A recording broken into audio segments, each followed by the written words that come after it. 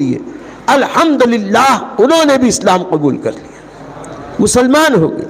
جب یہ چاروں مسلمان ہوئے تو اب حضرت ابو ذر غفاری اپنے خاندان میں، اپنے قبیلے میں گئے اور قبیلے والوں کو سب کو بلا کے ایک ایک کے پاس جا کے یا بلا کے انہوں نے دین حق کی تبلیغ کرنی شروع کی، دعوت دی۔ خود کہتے ہیں کہ الحمدللہ میرا آدھا قبیلہ وہاں پہنچتے ہی نبی کی دعا کی برکت سے مسلمان ہو گئے، مسلمان ہو گئے۔ لیکن اس کے بعد خود کہتے ہیں میں 5واں یا 6واں مسلمان تھا، اور اسی ابتدائی زمانے میں بدر کے آگے قبیلہ بنو غفار کے لوگ مسلمان ہو گئے، آدھا قبیلہ مسلمان ہوا، اور یہ لوگ جو کچھ بھی دین کی باتیں جتنی معلوم تھی وہی کی تبلیغ کرتے رہے، اور کئی سال تک یہ پھر نبی کریم صلی اللہ علیہ وسلم سے ملاقات نہ کر سکے۔ میرا خیال یہ ہے کہ 17 18 سال پھر نبی کی ملاقات نہیں ہو پائی، کیونکہ پھر یہ مکے گئے نہیں۔ 13 سال کے بعد تو حضرت سرکار نے ہجرت کی، ہجرت کے بعد سرکار مدینے گئے۔ حضرت ابو ذر غفاری بھی مدینہ پہنچنے کے بعد بھی پہلے نہ پہنچ سکے، یا خبر بعد میں لگی ہو یا جو بھی ہوا ہو، تو غزوہ خندق کے بعد یہ مدینے پہنچے ہیں سرکار کی بارگاہ۔ کہتے ہیں آدھا قبیلہ تو شروع میں مسلمان ہو گیا تھا، اور ہجرت کے بعد جب میں نے ہجرت کی الحمدللہ میرا پورا قبیلہ مسلمان ہو گیا، اور نبی کی وہ دعا صادق آئی کہ اللہ بنو غفار کی مغفرت کر دے، پورا بنو غفار کا قبیلہ بخش دیا گیا۔ اور جس وقت یہ ہجرت کر کے چلے تو میرے دوستو ہجرت بھی شان سے کی تھی کہ خود ان کی بیوی، ان کے بیٹے جن کا نام زر تھا، ان کی والدہ، یہ سب ہجرت کر کے مدینے پہنچے۔ یہ تو نبی کی بارگاہ میں پہنچ کر صفہ پہ بیٹھ گئے، یا رسول اللہ در نبی پر پڑا رہوں گا، پڑے ہی رہنے سے کام ہوگا، در نبی پر پڑا رہوں گا، پڑے ہی رہنے سے کام ہوگا، کبھی تو قسمت کھلے گی میری، کبھی تو میرا سلام ہوگا۔ کہنے لگے حضور میں اب یہاں سے نہیں جاتا، اب تو بس آپ ہیں، آپ کا در ہے۔ دن رات صفہ پر تشریف فرما رہے۔ بی بی جو تھی اہلیہ کو کہہ دیا کہ تم یہاں کہاں رہو گی، اپنے پاس جگہ بھی نہیں، جاؤ ازواج مطہرات کے گھر میں روزانہ ان کے گھر میں خدمت کیا کرو، وہیں رہو۔ ان کی بیوی نبی کی ازواج مطہرات یعنی امہات المومنین کے گھروں میں رہنے لگی۔ بات بیٹے کی آئی تو نبی کریم سے عرض کیا رسول اللہ میں نے اپنی بیوی کو تو آپ کے گھروں میں بھیج دیا، میں آپ کے در ناز پر، آپ کے قدم ناز پہ پڑا ہوں، میرا بیٹا ہے اس کے لیے بھی کچھ کر دیجئے۔ آقا علیہ السلام نے فرمایا کیا کریں؟ کہا جو بھی حکم ہو۔ تو نبی کریم نے فرمایا کہ غابہ کے جنگل میں بیت المال کے اونٹ پلتے ہیں، مدینے کے کئی کلومیٹر باہر، احد کے بھی قریب 12-15 کلومیٹر دور۔ کہا کہ غابہ کے جنگل میں بیت المال کے اونٹ پلتے ہیں، میری اونٹنی بھی خاص طور سے وہیں پل رہی، تو ایسا کریں کہ تمہارے بیٹے کو میں وہاں پہ چوکیدار اور پہرے دار بنا دیتا ہوں۔ یوں حضرت ابو ذر غفاری کا پورا خاندان بحمدہ تبارک و تعالی نبی اور دین کی خدمت کے لیے تن من دھن سے لگا، اور پھر انہوں نے وہ خدمت کی ہے میرے دوستوں کہ پھر تو جہاد بھی کیا۔ غزوہ تبوک کے موقع پر جب بہت سارے بڑے بڑے لوگ یا خوشحال لوگ بھی ہمت نہ کر سکے، 30,000 کے لشکر جب قیصر روم سے لڑنے کے لیے نبی کی سرکردگی میں چلا، اس وقت حضرت ابو ذر غفاری کے پاس جو سواری تھی وہ سواری بھی کمزور ہو گئی، تو پیدل تنے تنہا اپنے کاندھے پر سامان لاد کر حضرت ابو ذر غفاری اکیلے نبی کی خدمت کے لیے چلے۔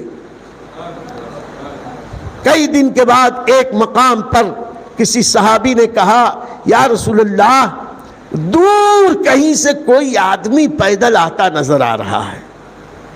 آقا علیہ السلام نے فرمایا اچھا ابو ذر ہوں گے۔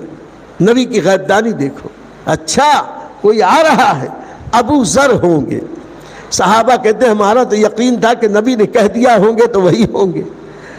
واللہ جس وقت وہ قریب آئے تو حضرت ابو ذر غفاری ہی تھے۔ حضرت ابو ذر غفاری نے کاندھے سے اپنا سامان پیچھے نیچے ڈالا۔ نبی کریم نے کہا کہ پیچھے رہ گئے تھے، کیا بات؟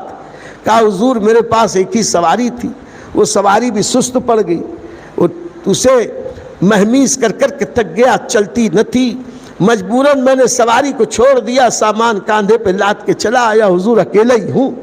سرکار نے فرمایا اے ابو ذر، تم دنیا میں اکیلے آئے ہو، اس سفر میں اکیلے آئے ہو، اور تم اخیر میں اکیلے رہو گے، دنیا سے اکیلے رخصت ہوگے، اور میدان محشر میں بھی اللہ کی بارگاہ میں اکیلے پہنچو گے۔ یہ ہے نبی کی غیب دانی، اور نتیجہ یہ کہ ان کی زندگی کے بہت سارے واقعات ہیں، جی تو چاہتا ہے بیان کرنا، لیکن اب وقت بہت ہو گیا، اس لیے میں اس کو یہیں پر ختم کرتا ہوں، اس بات پر کہ پھر اللہ تعالیٰ نے ایسے اسباب پیدا کیے کہ حضرت عثمان غنی رضی اللہ تعالیٰ عنہ کے زمانے میں یہ مرد قلندر، یہ مرد درویش، یہ صوفی باصفا، یہ عالم طریقت و حقیقت و معرفت اللہ کی رحمت کو پہنچا۔ دو تین باتیں سن ہی لے، وہ ایسے اللہ والے تھے، ایسے زاہد و پارسا، ایسے تارک الدنیا تھے، کل کے لیے کچھ بچا کے رکھنا وہ اپنے لیے ناجائز سمجھتے تھے، کل کے لیے کچھ بچا کے رکھنا، کہتے تھے کہ اللہ ہے نا، کل کے بھی اللہ رہے گا، وہی راضی کے دے گا، آج جو آیا سب بانٹو۔ اور اللہ اگر ان کو ایک بار ان کو کسی نے 2 چادر دی، 2 چادر آئی، ایک چادر کو انہوں نے لنگی باندھ لی، دوسری چادر دے دی اپنے غلام کو، کہا کہ لنگی باندھ لے۔ تو کسی نے کہا کہ آپ اتنے اچھا، صحابہ میں ان کا اتنا اونچا مقام تھا کہ بڑے بڑے صحابہ ان کی عزت کرتے تھے، کیونکہ نبی کریم ان کی بڑی تکریم فرماتے تھے، لیکن صحابہ نے کہا کہ آپ کو 2 چادریں ملی تھی، ایک لنگی باندھ لیتے، ایک چادر اوڑھ لیتے، اوپر آپ چادر نہیں ہے، اوپر برہنہ تن ہے، غلام کو دے دیا، غلام پرانی چادر سے کام چلا سکتا تھا۔ کہا کہ میرے حبیب نے مجھ سے کہا جو خود کھاؤ غلام کو کھلاؤ، جو خود پہنو غلام کو پہناؤ، تو میں جو کھاتا ہوں وہی اس کو کھلاتا ہوں، جو میں پہنتا ہوں وہی اس کو پہناتا ہوں۔ مسلمانوں آج سوچیں، کیا آج ہم اپنے بھائی کے لیے بھی ایسا کرتے ہیں؟ ہم اپنے بھائیوں کے لیے بھی ایسا نہیں کرتے۔ ارے بسا اوقات تو باپ بیٹے کے لیے ایسا نہیں کرتا، بہت سارے بیٹے اپنے باپ کے لیے ایسا نہیں کرتے، اور بیٹے کی شادی ہو جائے پھر تو پوچھو مت بھائی، ماں کے لیے کچھ نہیں، ماں پوچھتی رہ جائے، بیگم کے لیے 1 نہیں 10 جوڑے، اچھے سے اچھے جوڑے، فرمائش کے مطابق جیولری بھی لا کے دے رہے ہیں، ہر جوتے چپل بھی نئے لا کے دے رہے ہیں۔ ماں بولتی رہ جاتی ہے ارے ماں تو بڈھی ہے، تیرا تو چل جائے گا، خود کئی جوڑے باپ کے پرانے کپڑے پہنا ہے۔ اس سے ہٹ کے اور بتاؤں، ہائے ہمارے سماج میں برائی تو بتاؤں گا، ہمارے نوجوان، ہمارے بڑے آدمی یہ دیکھو تو ہفتے میں 15 دن میں 8 دن میں ہفتے میں 2 3 بار ڈھابے پہ جا کے کھا رہے ہیں، اور ڈھابے پہ پہلے وہ ڈرائی لاؤ، پہلے یہ ڈرائی آئٹم لاؤ، پھر یہ لاؤ، پھر وہ لاؤ، پھر یہ کھاؤ، پھر وہ کھاؤ، پھر آخر میں ٹھنڈا پیو، پھر بتاتے بھی ہیں وہاں پہ یہ ڈش وہاں اچھی، یہ ڈش وہاں اچھی، یہ ڈش وہاں اچھی۔ ان سے پوچھو تم اتنا کھائے، تمہارے گھر پہ بچے کیا کھائے؟ کہے وہ گھر پہ تو وہی جو روز کا ہے بھائی، بیوی بچے ماں باپ وہی دال بھوسا کھائیں گھر پہ، اور تم ڈھابے پہ جا کے خوب مرغا اڑاؤ، تیتر اور بٹیر کھاؤ، مچھلی اور مرغ و ماہی کھاؤ۔ یہی تمہیں کہ اسلام نے سکھایا ہے؟ اسلام نے تو یہ سکھایا کہ اپنے غلام کو وہی کھلاؤ جو خود کھاتے ہو، اپنے غلام کو وہی پہناؤ جو خود پہنتے ہو، اور تم اپنے بیوی بچوں کے ساتھ یہ ناانصافی کرتے ہو۔